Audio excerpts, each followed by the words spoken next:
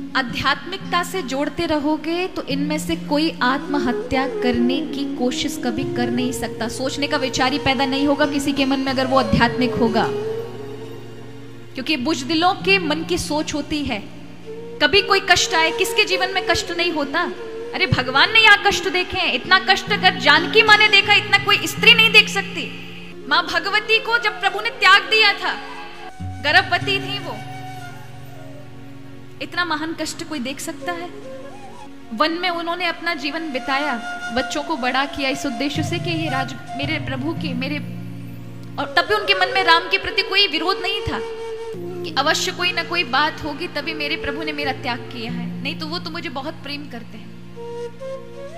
और भगवान राम भी बहुत प्रेम जानकी को करते हैं। ये उनकी बात सिद्ध करती है कि जब यज्ञ होता था तो वशिष्ठ जी बार बार कहते थे कि आप ग्रस्त हैं, आपने पत्नी का त्याग कर दिया, आप यज्ञ में बिना पत्नी के बैठ नहीं सकते, इसलिए दूसरा विवाह कर लो। आपके पिताजी ने 3 विवाह किए हैं। मना कर देते, गुरुदेव मेरी पत्नी तो जानकी, मैंने अपनी पत्नी का त्याग नहीं किया, मैंने अयोध्या की महारानी का त्याग किया है। और केवल एक धोबी के कहने पर यह नहीं हुआ था, आदि से ज्यादा प्रजा ऐसा मन में विचार करती थी कि हमारे सामने अग्नि परीक्षा लें तब हम जानकी को महारानी के रूप में स्वीकार करेंगे। तो एक राजा का जब कर्तव्य होता है ना, उसका कर्तव्य पहला यही होता है कि पारिवारिक पीछे रह जाएंगे, उसके लिए राजधर्म उसके लिए मायने रखता है। देखो व्यासपीठ से मुझे ऐसे महापुरुषों का नाम लेने में, फिर वो चाहे किसी भी धर्म से आते हो, महत्व उस महापुरुष, उस व्यक्तित्व का होता है। सभी को पता है एपीजे अब्दुल कलाम के बारे में, रामेश्वरम के थे वो, बहुत गरीबी में उनका जीवन गया। उनके 6-7 भाई थे, उनमें से एक भाई आज भी छाते की दुकान चलाता है। वो इतने बड़े पद पर थे लेकिन उन्होंने कभी अपने भाइयों के लिए, अपने परिवार के लिए पैदा नहीं किया। उन्होंने अपनी संपत्ति दूसरों को दान कर दी समाज के लिए, क्योंकि जो राष्ट्र की, देश की भावना से जिएगा वो अपने पास कुछ नहीं रखेगा, वो समाज के हित के लिए लगाएगा, अच्छे कार्यों के लिए लगाएगा, जिससे उस, क्योंकि उसे पता है धन तो यही छूट जाएगा, किसके लिए लेके जाएंगे, अच्छे कर्मों में लगाओ ना। वो राष्ट्र धर्म है कि उन्होंने राष्ट्र धर्म की ओर सोचा, इसलिए वो धर्म, सारे धर्म के लोगों ने, अब देखिए कितना सम्मान देते हैं। वो धर्म में नहीं जोड़ते लोगों को अपने से लगते, क्योंकि उन्होंने मानवता के लिए जिया। आज लोग भगवान श्री राम पर बहुत कुछ लाछन लगा देते हैं, लेकिन राजधर्म क्या होते हैं हम जैसे लोग समझेंगे, जो हमेशा स्वार्थ में ही सबसे पहला अपना सोचते हैं, वो भगवान श्री राम को नहीं समझ सकते। केवल वही समझ सकते हैं जो कभी सत्य पर चल करके कठिनता को भी देखा होगा, सहा होगा।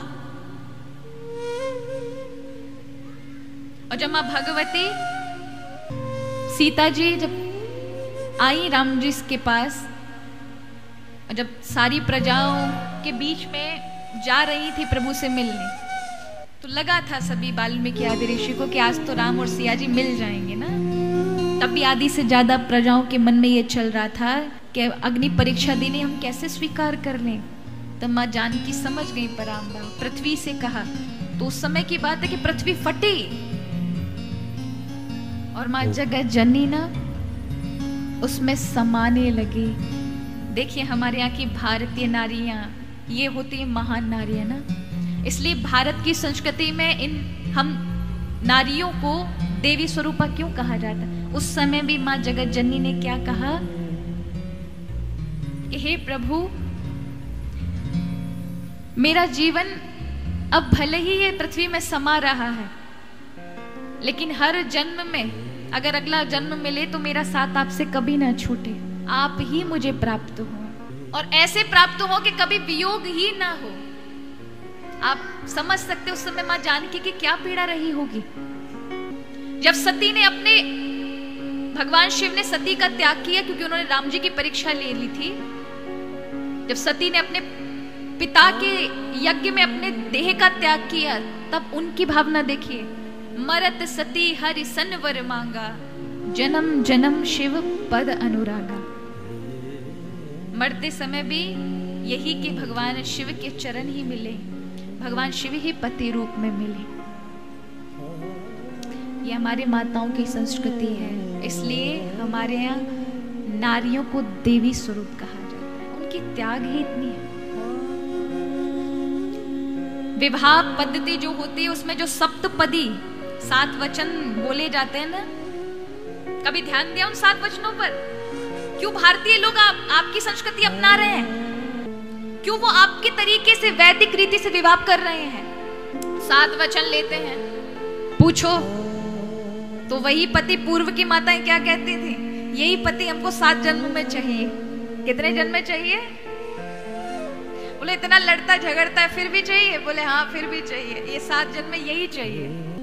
वहां के लोगों से अगर कहे दो ना महाराज, उन्हें आश्चर्य होगा, 1 जन्म में तो निभाया नहीं जा रहा, 1 जन्म में भी 3-4 हो जाते हैं। इसलिए कभी कभी बार डॉक्टर के पास जाते ना, कभी बच्चा कोई पीड़ित हो गया उनका, तो वो पूछते हैं कि इसका ब्लड फादर कौन है, इस बालक का, किसने इसको जन्म दिया है, किसका ब्लड है इसका?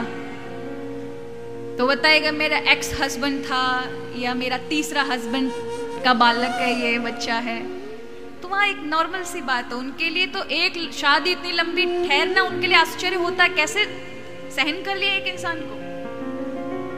और 7 जन्म तो बस पूछो मत, सोच ही नहीं सकते, उनके होश ही उड़ जाएंगे।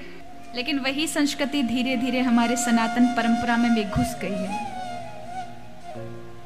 क्योंकि अब हम स्वार्थ देखते हैं, अपना सुख देखते हैं, इसलिए कई बार वैवाहिक संबंध भी टूट जाते हैं।